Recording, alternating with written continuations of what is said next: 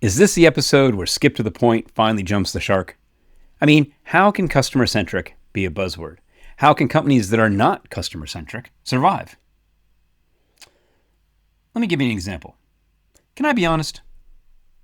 Now, what was your first thought when I said, can I be honest? I expect it was probably not. When people say, can I be honest? My brain immediately jumps to, well, have you been lying? Are you about to lie? Similarly, when a company talks about being customer-centric, it's probably not.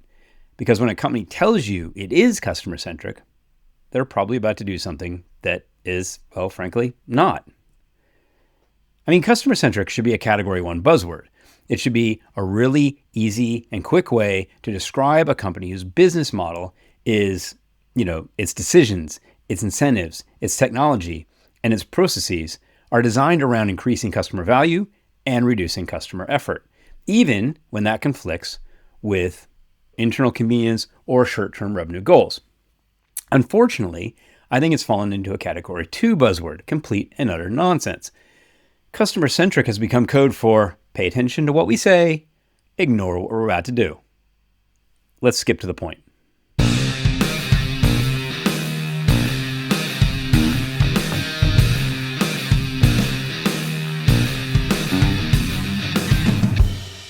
It turns out that the gap between what companies say and what customers experience is huge. Forrester found that 81% of companies claim to be customer obsessed, while they could only categorize 3% having achieved that. Similarly, Bain reported that 80% of executives believe they deliver a superior experience, but only 8% of their customers agree. That's not ambition, that's self-deception. And the gap is only getting bigger. Customer experience is at an all-time low. The CX at 39% of brands fell significantly in 2024. Effectiveness was down 64%. Ease was down 66%. And emotional sentiment was down as well. I mean, when was the last time you thought, wow, this company delivers a brilliant customer experience every single time I interact with them? Right. Now, at the same time, customer-centric appears in more and more strategy decks than ever, usually tied to AI. Now, based on its promises, AI could halt this erosion, but based on a lot of its implementations, at least the ones to date, it's likely that AI is going to make the customer experience a whole lot worse.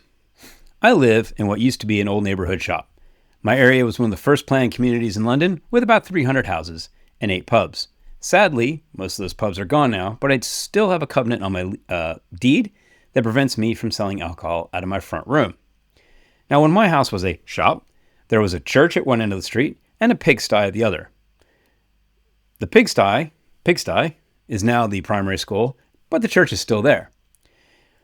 Now, we don't know for sure, but we think our shop, or the shop in our house, had something to do with hardware. What I do know for sure is this. The shopkeeper was a fellow called Mr. Randallson, and he knew each and every customer. He saw them in those 8 pubs.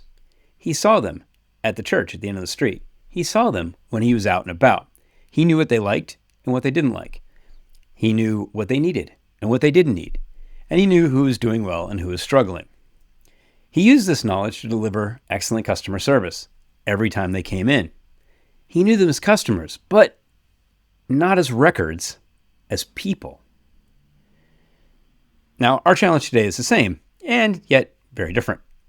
We still need to know our customers. We need to understand their challenges. We need to anticipate their needs. We need to make it easy to buy and own.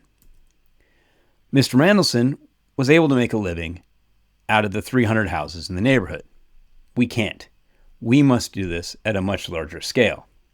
And scale is where customer centricity tends to break down. Companies are typically designed around themselves, not around their customers. Little fiefdoms grow organically to create silos of power.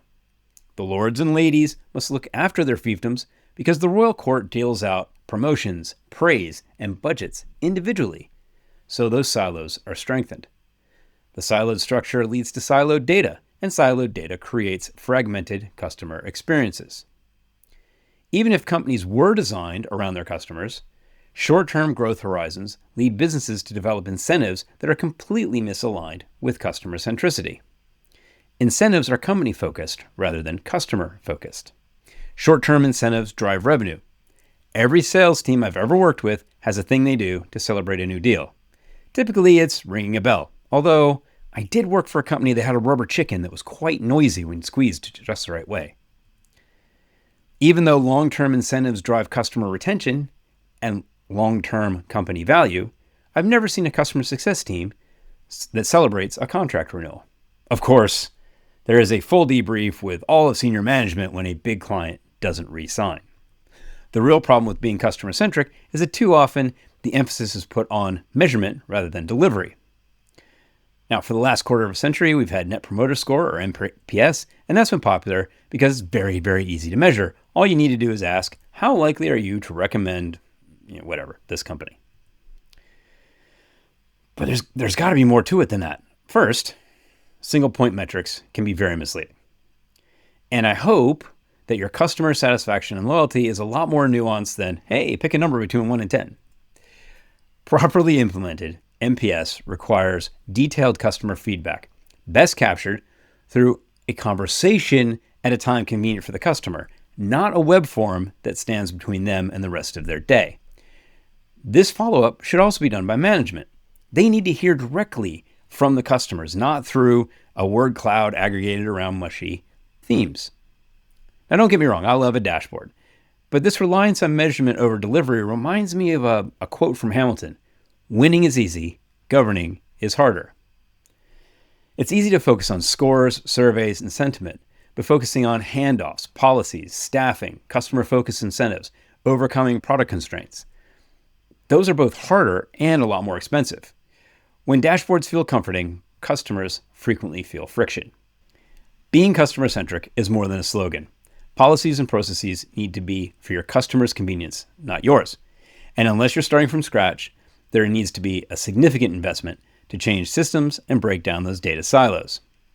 Now, these changes require buy-in from everybody, from the C-suite to the security guard at the front desk. But just getting buy-in is not enough. Everything needs to be measured in terms of customer outcomes. And these outcomes become the KPIs that run your business and drive all incentive programs. The success of digital transformation needs to be measured based on how much easier they make things for the customers, and if there is a reduction in cost to serve, brilliant. That should be treated as a bonus, not as a justification. In short, if being customer-centric is only a slogan, you can expect lost revenue, damage to your brand reputation, and probably increased employee turnover. But if you can put that slogan into action, your company will be successful for a very long time. Let me put this another way. Being customer-centric is not about what you say, it's about what you're willing to give up. I'd love to know what you think about the direction of CX. Feel free to DM me or like and leave a comment below. Encouragement, advice, and topic ideas are always welcome. And if you like this episode, follow and share. Join me next time when I'll cut through more B2B buzzword BS. Until then, stay safe, make good choices, and keep skipping to the point.